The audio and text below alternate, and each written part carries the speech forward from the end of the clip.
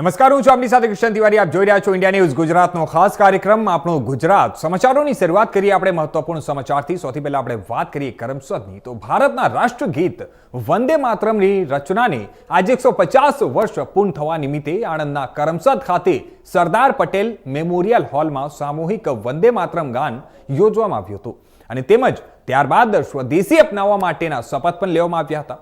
આ પ્રસંગે જિલ્લા પંચાયતના પ્રમુખ હસમુખભાઈ પટેલ, કલેક્ટર, પોલીસ અધિક્ષક સહિત અગ્રણીઓ ઉપસ્થિત રહ્યા હતા.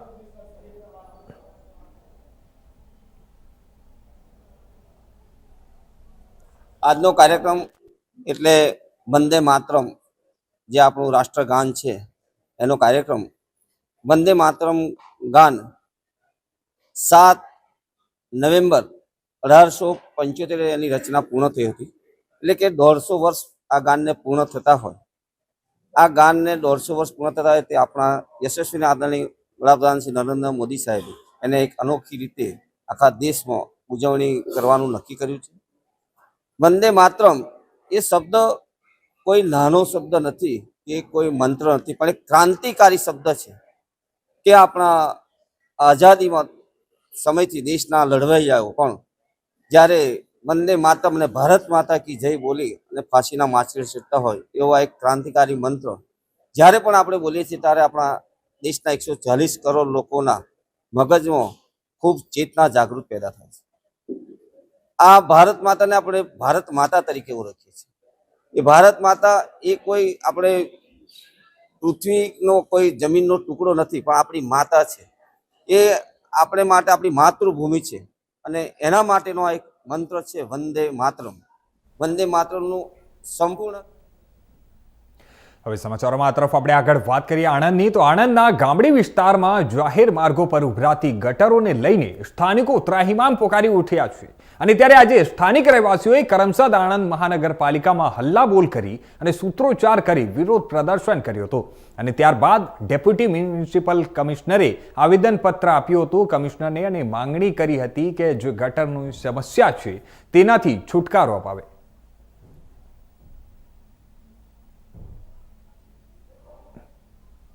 કારણ છે કે જે ટાઈમે પાણીનો સપ્લાય બંધ હોય છે એ ટાઈમે એને ફોટા પાડીને બતાડી શકે કે અમે કામ કર્યું છે, પણ એ કામ કશું કરતા નથી.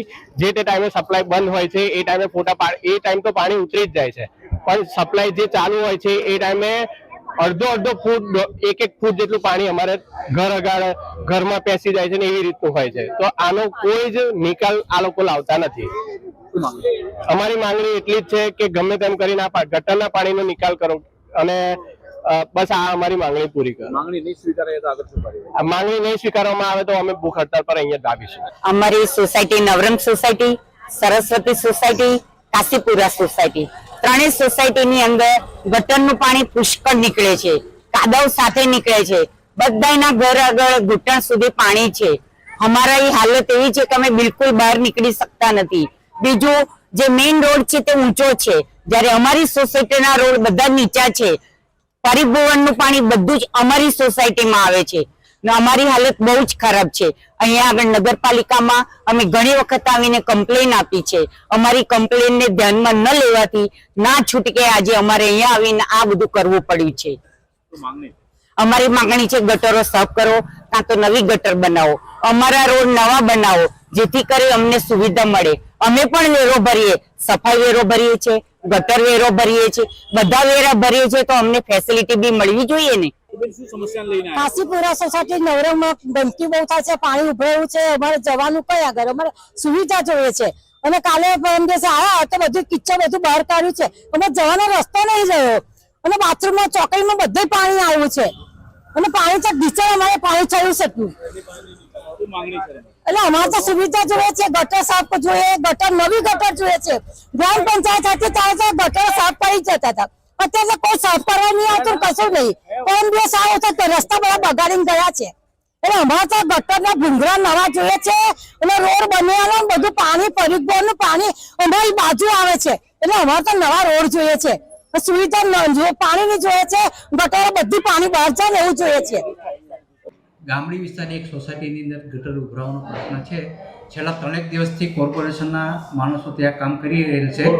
લાઈન બેસી ગયેલનું ધ્યાને આવેલ છે, તેમજ અંદર કુંડીઓમાં જે માટીને આવો તેવું પડી ગયેલ છે, જેથી એની સફાઈની કામગીરી અત્યારે ચાલુ છે. 1-2 દિવસમાં 100% બધી કુંડીઓનો સફાઈ થઈ જશે અને નિકાલ આવશે. અને આ ઉપરાંત અમે ગામડી તળાવ અને મવડી તળાવની વચ્ચેના ભાગમાં જે કાંસ આવેલો એ કાંસની સફાઈ પણ ચાલુ છે, જેથી ગામડીના તળાવનું પાણીનું લેવલ નીચે ઉતરશે એટલે ઓટોમેટિક પાણી ત્યાંથી ઉતરી જશે. એ રીતની કામગીરી અત્યારે ચાલુ કરી દીધી છે. અને આજે 4 વાગે અમારો ઇજનેરી સ્ટાફ અને લેબર સહિતનો સ્ટાફ ત્યાં જશે અને સંપૂર્ણ આ પ્રશ્નનો નિકાલ થાય એ રીતની કામગીરી કરશે. કનુભાઈ, શું માંગણી છે, શું સમસ્યા છે? બાજુમાં ગટર ઉભરાઈ જાય, બાજુમાં જો આ બિચારા રહેજ જાય કેમ ના. મારા ઘરથી રોજ સવારમાં ગટરનું ઢાંકણું ઊંચું કરે ને રાતે ઊંચું કરે છે દબાવવા માટે. આ બિચારા ગટરના પાણીમાં બિચારા પડતો હોય છે એવી પરિસ્થિતિ 6 મહિના થયા. એટલી રજૂઆત કે તમારે ગાડી લઈને આવે છે બહાર જે ના ઉપરથી કરીને ના આવી જાય એવું તો ચાલે. પબ્લિકને થોડું ધ્યાન રાખવું જોઈએ અને પ્રજા છે વસ્તુ ચાલે એક કામ લાગવાની, બીજી કોઈ કામ નહીં લાગે. કયા વિસ્તારમાં? ગામડી વિસ્તારમાં આવે. કાશીપુરા આમાં અને બાજુમાં સોસાયટી છે, આમાં સરસ્વતી, આ 3 સોસાયટીમાં પાણી ફૂલ ભરાઈ ગયા. જો તમે ઓકે, ચાલો. કોન્ટ્રાક્ટરો ગુજરાતમાં ગત 2 દાયકામાં ન થયો હોય એ પ્રકારનો અસાધારણ કમોસમી વરસાદ આ વર્ષે થતા રાજ્યના વિવિધ જિલ્લાના ખેડૂતોના પાકને મોટું નુકસાન થયું છે. અને આ સંદર્ભે મેં તથા મારા સાથી મંત્રીઓએ આ જુદા જુદા જિલ્લાઓમાં જઈને જે મંત્રી લોકોએ એમની સાથે જિલ્લામાં જઈને અસરગ્રસ્ત ખેડૂતોની સાથે પ્રત્યક્ષ વાતચીત કરીને તેમની સ્થિતિ જાણી હતી. કુદરતી આપત્તિના ઘડીમાં ધરતીપુત્રોની વ્યથાને સમજી અને રાજ્ય સરકાર પૂરતી સંવેદનશીલ અને તેમની પડખે ઊભી છે. રાજ્યભરના જે ખેડૂતો છે તેમને નુકસાન થયું છે અને તેને લઈ ધ્યાને રાખીને રાજ્ય સરકાર દ્વારા ધરતીપુત્રો માટે આશરે ₹10,000 કરોડના રાહત સહાય પેકેજની જાહેરાત કરવામાં આવી છે. આ ઉપરાંત રાજ્ય સરકાર 9 નવેમ્બરથી ખેડૂતો પાસેથી ટેકાના ભાવે આશરે ₹15,000 કરોડથી વધુના મૂલ્યનું મગફળી, મગ, અડદ સાથે અને સોયાબીનની ખરીદી કરવા પણ જઈ રહી છે. અને દાતાઓની આર્થિક સુખાકારીની ચિંતા પોતાના માથે લઈને રાજ્ય સરકાર તેમની સહાયતા માટે હંમેશા પ્રતિબદ્ધ હતી અને છે અને રહેશે તેવો જે સરકાર તરફથી આશ્વાસન આપવામાં આવ્યું છે.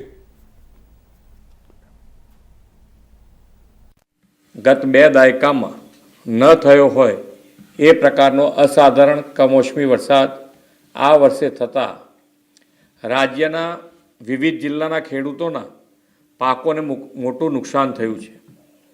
આ સંદર્ભે મેં તથા મારા સાથી મંત્રીઓએ જુદા જુદા જિલ્લાઓમાં જઈને અસરગ્રસ્ત ખેડૂતોની સાથે પ્રત્યક્ષ વાતચીત કરીને તેમની સ્થિતિ જાણી હતી. કુદરતી આપત્તિની આ ઘડીમાં ધરતીપુત્રોની વ્યથાને સમજીને રાજ્ય સરકાર પૂરી સંવેદનાથી તેમની પડખે ઊભી છે. રાજ્યભરના ખેડૂતોના પાકને થયેલા વ્યાપક નુકસાન સામે તેમની લાગણીઓને ધ્યાને રાખીને રાજ્ય સરકાર દ્વારા ધરતીપુત્રો માટે આશરે ₹10,000 કરોડના રાહત સહાય પેકેજની જાહેરાત કરું છું. આ ઉપરાંત રાજ્ય સરકાર 9 નવેમ્બરથી ખેડૂતો પાસેથી ટેકાના ભાવે આશરે 15,000 કરોડથી વધુના મૂલ્યોની મગફળી, મગ, અડદ અને સોયાબીનની ખરીદી પણ કરવા જઈ રહી છે. અન્નદાતાઓની આર્થિક સુખાકારીની ચિંતા પોતાના માથે લઈને રાજ્ય સરકાર તેમની સહાયતા માટે હંમેશા પ્રતિબદ્ધ હતી, છે અને રહેશે તેવો વિશ્વાસ. હવે આ સમાચાર પર વધુ વિગતવાર વાત કરવા માટે અમારી સાથે જોડાઈ ગયા છે અમારા સંવાદદાતા જતીન રાવલ અમદાવાદથી. જી જતીન, આપણે સૌથી પહેલા વાત કરીએ તે આજે ખેડૂતોને જે આ વખતે સૌથી વધારે જે કમોસમી વરસાદ થઈ હતી અને તેના કારણે જેમને ભારે નુકસાન થયું હતું, એના પછી જે અત્યારે સરકારે સર્વે કર્યો અને સર્વે કરીને જે અત્યારે રાહત પેકેજ જાહેર કરવામાં આવ્યું છે તેને લઈને અત્યારે ગુજરાતનો શું માહોલ છે?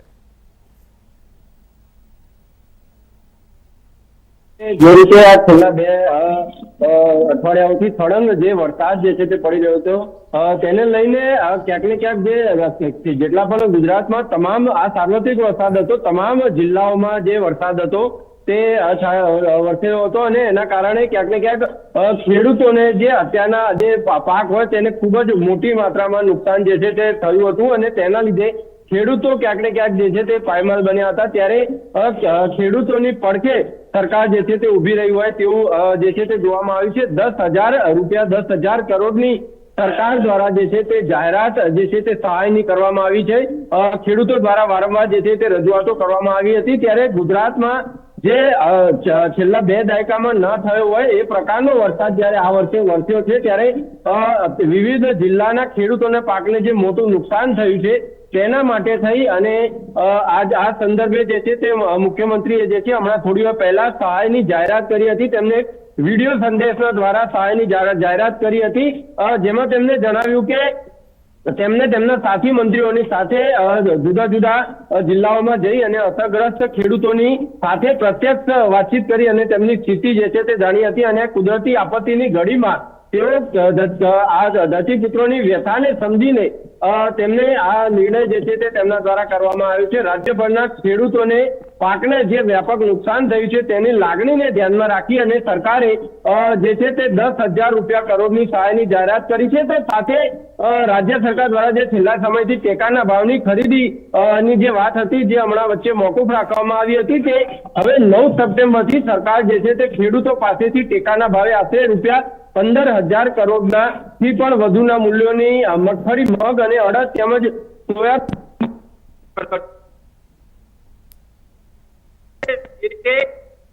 આ ખેડૂતોની પડખે જે છે તે સરકાર જે છે તે ક્યાંક ને ક્યાંક ઊભી છે અને ખેડૂતોના હિતમાં સરકારે જે છે તે આ નિર્ણય લીધો છે.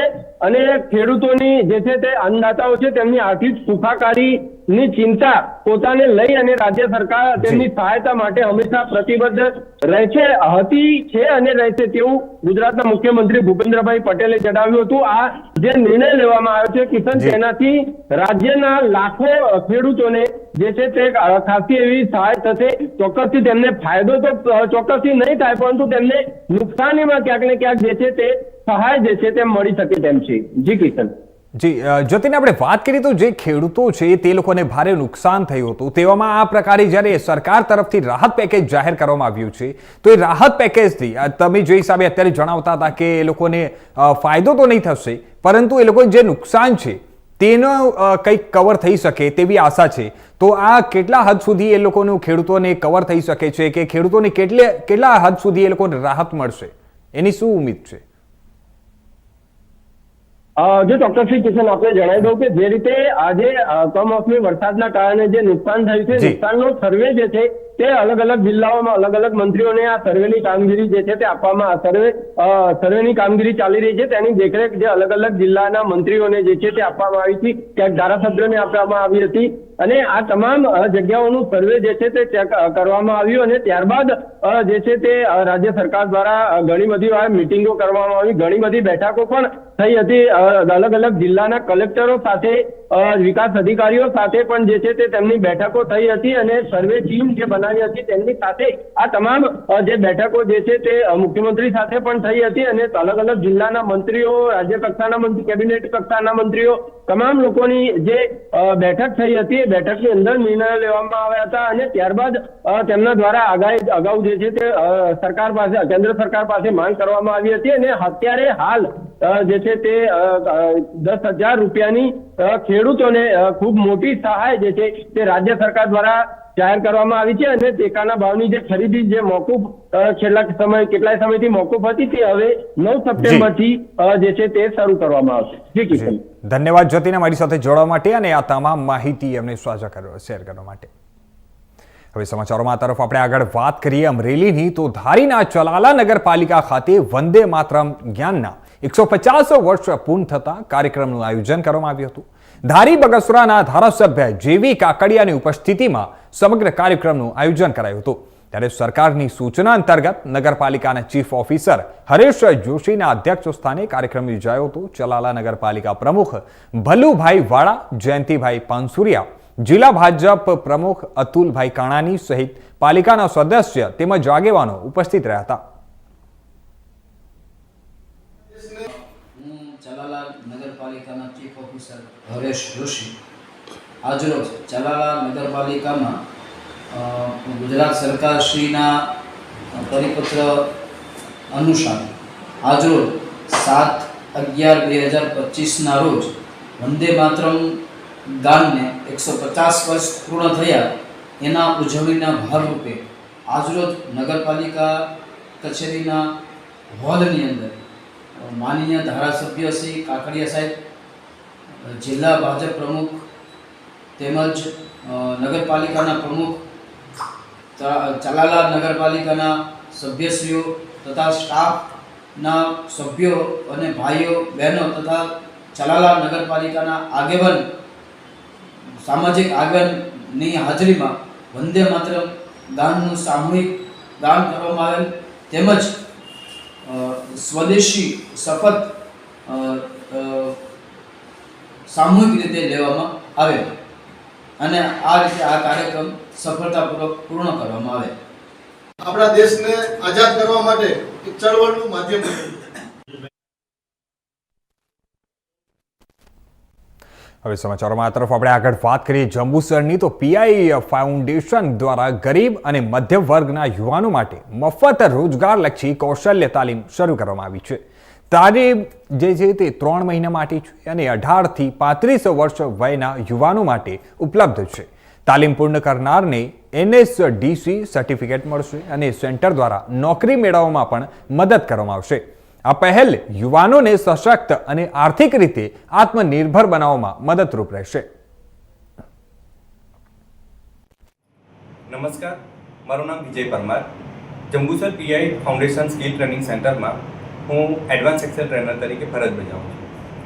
2017થી સતત કાર્યરત પીઆઈ ફાઉન્ડેશન જંબુસર અને જંબુસરના આજુબાજુના બેરોજગાર યુવક યુવતીઓને તાલીમ પૂરી પાડે છે અને તેઓને રોજગાર અર્થે અહીંયાથી સંપર્ક કરી આપે છે.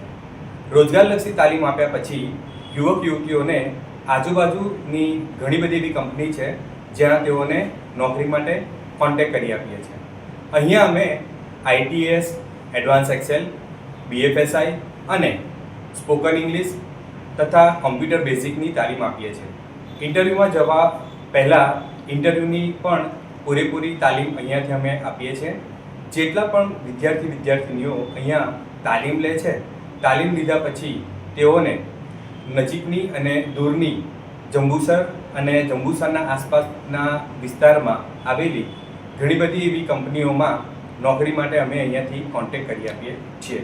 તાલીમ તદ્દન મફત આપવામાં આવે છે તથા જે પણ વિદ્યાર્થીની અહીંયા તાલીમ લે છે, તાલીમ પૂર્ણ થયા પછી તેઓને સર્ટિફિકેટ પણ મફતમાં વિતરણ કરવામાં આવે છે. તો આ વર્ષે નવા સત્રની અંદર અમારે અહીંયા એડમિશન શરૂ થઈ ગયેલા છે. તો જે પણ વિદ્યાર્થીનીઓ 18ની ઉપર અને 35ની નીચેની ઉંમરના હોય અને જે લોકો 10 પાસ, 12 પાસ, કોલેજ કરેલા હોય અને બેરોજગાર હોય તેવા વિદ્યાર્થી અને વિદ્યાર્થીનીઓ અહીંયા સંપર્ક કરી શકે છે. અમારું સરનામું છે Jambusar P I foundation, HDFC bank, Kava Bhagol. બસ એ જ. હવે સમાચારોમાં આ તરફ આપણે આગળ વાત કરીએ વડોદરાની તો વડોદરામાં પુરી અને અમદાવાદ એક્સપ્રેસ ટ્રેનમાં ગાંજો લવાતો હતો. રિઝર્વેશન કોચના વચ્ચે શંકાસ્પદ જથ્થો જોવા મળ્યો ત્યારે આ એસઓજી દ્વારા ચેકિંગ કરતા 10,82,000 અને 500 રૂપિયાનો ગાંજાનો જથ્થો મળી આવ્યો છે. ત્યારે રેલવે પોલીસે ગાંજાનો જથ્થો જપ્ત કરી અને કાયદેસરની આગળની કાર્યવાહી હાથ ધરી છે. આ ગાંજો ક્યાંથી આવતો હતો, ક્યાં લઈ જવાતો હતો અને કોણ કોણ આમાં સંડોવાયેલા છે તે તમામ વસ્તુનો અત્યારે હાલ પોલીસ દ્વારા તપાસ હાથ ધરવામાં આવી છે.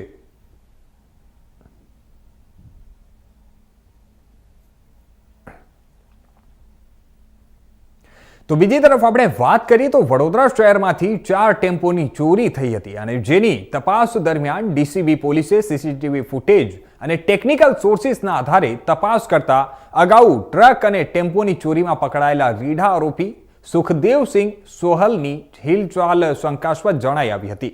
ત્યારે પોલીસે મળેલી માહિતીના આધારે તપાસ કરતા રણોલી બ્રિજ તાપી હોટલની નજીક આવેલા એક ગેરેજમાં ટેમ્પાને કટર વડે કાપી રહેલા સુખદેવસિંહ સજ્જુસિંહ સોહલ, જેની ઉંમર વર્ષ 58 છે, તે Bhailal park society Tarsali ring road મૂળ પંજાબમાંથી મળી આવ્યો હતો. ત્યારે પોલીસે પૂછપરછ કરતા તેણે શહેરમાંથી 4 ટેમ્પોની ચોરી કરી હોવાનું કબૂલ્યું હતું. આ ટેમ્પાઓ તેણે કટિંગ કરીને વેચી નાખ્યા હતા. આરોપીએ તુલસીવાડી રોડ, ડભોઈ રોડ, ગણેશનગર, માંજલપુર અને ફતેહગંજ કુમકુમ પાર્ટી પ્લોટ સામેથી ટેમ્પાની ચોરી કરી હતી.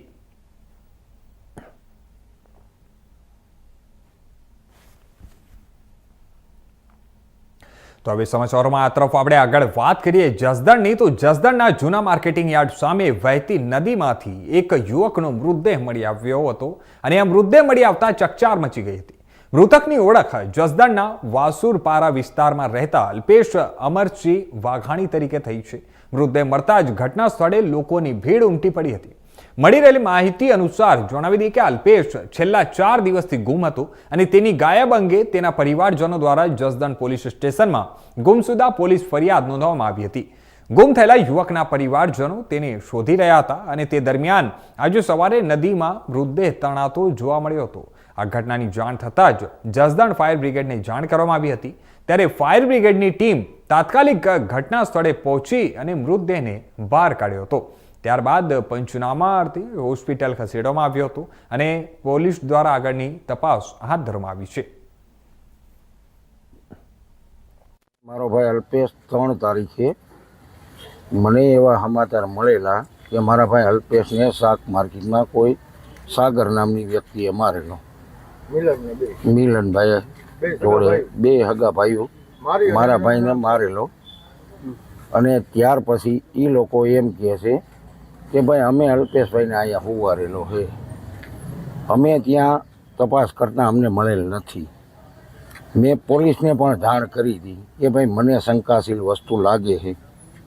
3 તારીખે અમે જે તે ટાઈમે અરજી આપી તો મારો ભાઈ ત્યાંથી નીકળતો નથી. મેં મારી રીતના તપાસ બધી કરી છે, નથી કરી એવું નથી, મેં પૂરેપૂરી મહેનત કરી છે એમાં. પણ મારો ભાઈ અલ્પેશ ન મળતા આજે તારીખ 7 મને આજે એમની ડેડ બોડી મળેલી છે. અને મને માર્કેટમાંથી એવું પણ જાણવા મળતું હતું અવારનવાર કે ભાઈ મારા ભાઈ અલ્પેશને સાગર અને એ 2 વ્યક્તિ મારતી હતી. તો મેં ત્યાં તપાસ પણ કરી તો એ લોકોનું કહેવાનું એવું થતું હતું કે ભાઈ અમે એમને અહીંયા હુવારેલો છે. પણ એ બાબત મને એ વસ્તુ નાથી મળતી નથી. મારો ભાઈ મને મળવો તો જોઈએ ને ત્યાંથી, એ વસ્તુ મને મળતી નથી. મારો હવે મને અત્યારે પૂરેપૂરી સાગરભાઈની એની માથે શંકા છે કે ભાઈ મારા ભાઈને એમને મારીને ત્યાં શું કામ સુવરાવવો જોઈએ. તો એમને મારા ભાઈની કોઈ પણ જાતની પરેશાની હોય તો એ પોલીસ સ્ટેશને જાણ કરી શકતા હતા. નહીં, પૈસાની એવી કોઈ લેતી દેતી છે નહીં મારા ભાઈને એમની જોડે. હવે મારો ભાઈ જે તે ટાઈમે ત્યાંથી પસાર થતો હતો તો હું તો ત્યાંથી બહાર હતો, મને જાણ. હવે સમાચારોમાં તરફ આપણે આગળ વાત કરીએ ડભોઈની. તો 7 નવેમ્બર 2025માં વંદે માતરમના 150 વર્ષ પૂરા થાય છે. આપણું રાષ્ટ્રગાન વંદે માતરમ 7 નવેમ્બર 1875ના રોજ અક્ષય નવમીના શુભ પ્રસંગે લખાયું હોવાનું માનવામાં આવે છે. ત્યારે ભારતના રાષ્ટ્રગીત વંદે માતરમના નિર્માણને 150 વર્ષ પૂર્ણ થવા નિમિત્તે વડાપ્રધાન નરેન્દ્ર મોદીના માર્ગદર્શન હેઠળ તારીખ 7મી નવેમ્બરના રોજ રાષ્ટ્રવ્યાપી ઉજવણીનું આયોજન કરવામાં આવ્યું છે. જેના ભાગરૂપે ડભોઈના ધારાસભ્ય શૈલેષભાઈ મહેતાના અધ્યક્ષ સ્થાને ડભોઈ નગરપાલિકા ખાતે પાલિકા પ્રમુખ બિરેનભાઈ શાહ, કોર્પોરેટરો તથા પાલિકા કર્મચારીઓની ઉપસ્થિતિમાં વંદે માતરમ ગીતની 150મી જયંતિની ઉજવણી કરવામાં આવી હતી. આ પ્રસંગે પાલિકા ખાતે રાષ્ટ્રગીત વંદે માતરમના મૂળ સ્વરૂપનું સમૂહ ગાન કરવામાં આવ્યું હતું. સાથે જ સ્વદેશી અપનાવવાની શપથ ગ્રહણ પણ કરવામાં આવી હતી. આ પ્રસંગે ધારાસભ્યએ જણાવ્યું હતું કે ભારતનું રાષ્ટ્રગીત આપણા સમગ્ર દેશ માટે રાષ્ટ્રીય ગૌરવની બાબત છે. આજથી 150 વર્ષ પહેલાં વંદે માતરમ એ આપણા રાષ્ટ્રગીતનું નિર્માણ થયું. તે વખતે બંકિમચંદ્ર ચટ્ટોપાધ્યાય દ્વારા આ ગીત લખવામાં આવ્યું. આઝાદીની લડતમાં આ ગીતનો ખૂબ મહત્વનો ફાળો છે. આપણે સૌ જાણીએ છીએ કે ગાંધીજી જ્યારે પત્રો લખતા હતા ત્યારે પત્રની નીચે છેલ્લે સહી કરતા વખતે વંદે માતરમ લખતા હતા. અને આજે પણ વંદે માતરમનો નારો એક દેશભક્તિનો નારો છે અને એ નારો આપણે કાયમ ગજવતા રહીએ છીએ. આ ગીતની એક અલગ જ જાતની ઉર્જા તમામ 140 કરોડ લોકોમાં ઉત્પન્ન થાય છે અને દેશ પ્રત્યેનો જે લગાવ છે એ ઉત્પન્ન થાય છે. વંદે માતરમના આ 150 વર્ષ પૂર્ણ થઈ રહ્યા છે ત્યારે અત્યાર સુધીના મુખ્ય સમાચારો. વધુ સમાચારો માટે જોતા રહેજો ઇન્ડિયા ન્યૂઝ ગુજરાત.